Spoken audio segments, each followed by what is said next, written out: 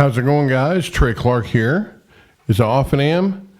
First things first, I got some good news today from my doctor that I got a pretty good, clean bill of health.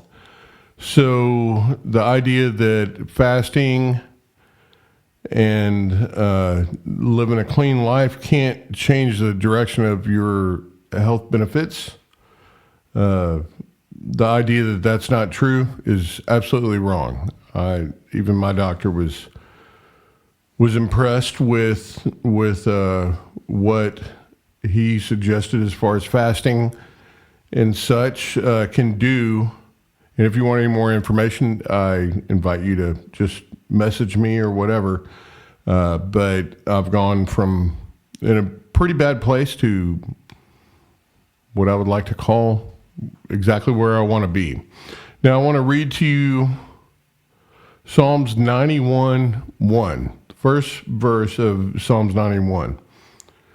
And it reads like this: Whoever dwells in the shelter of the Most High will rest in the shadow of the Almighty.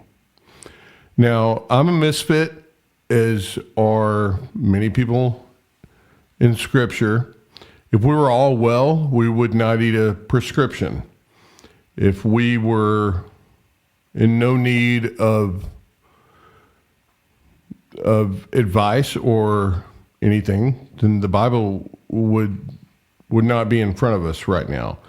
I'm taking Scripture, Old Testament and New, to heart, and I'm kind of fixating on every word of it. And the more I do, the more I realize that there are very few wasted words.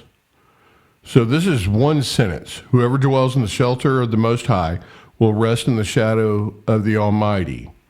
It might seem like a simple, God will protect you type verse, but as you say it, you're claiming a lot of things. Whoever dwells in the shelter of the Most High is the first part of it. Whoever dwells. Now, what does dwelling mean? Okay, dwell means how do you spend your time? How do you spend your cognitive attention, your energy? So as we dwell, I may dwell on YouTube, I may dwell on Rumble, I may dwell on some kind of whatever. I may dwell in music. And pay attention to what you dwell in, because you will dwell somewhere. Sometimes it's just nothingness. But whoever dwells, whoever spends their time in the shelter of the Most High,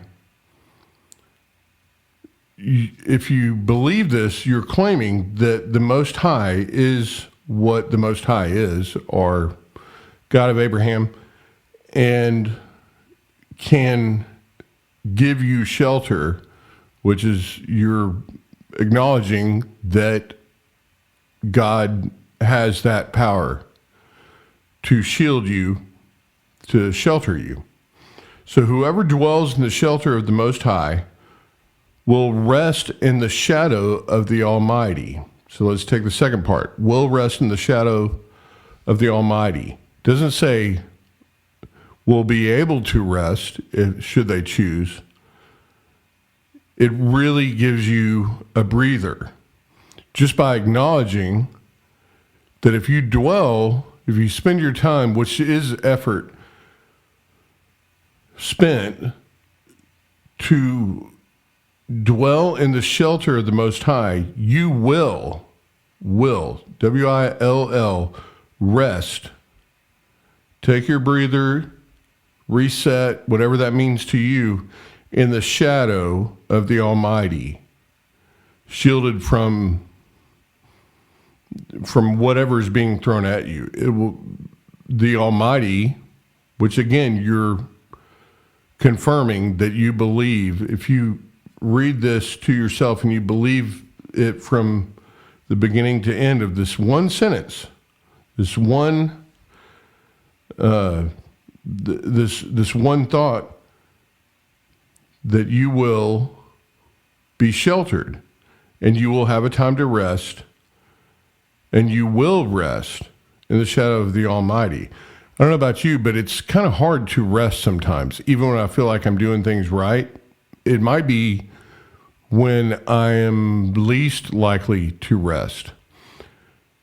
And should that be the case, he's not even giving us that leeway to misbehave with our own souls. He's giving us a reason to believe that we will rest. You will rest according to him. So again, I hope that this verse and some of these videos find you well. I'm not trying to go above and beyond. I believe that the Bible was written for me as much as it was for any high priest or whatever. And I hope you agree with me. So, cheers, guys. My name is Trey Clark, and if you have any questions or want to discuss it or have any thoughts to chime in, just like the YouTube channel Trey Clark Theories, and just chime in. I'm available. Cheers, guys.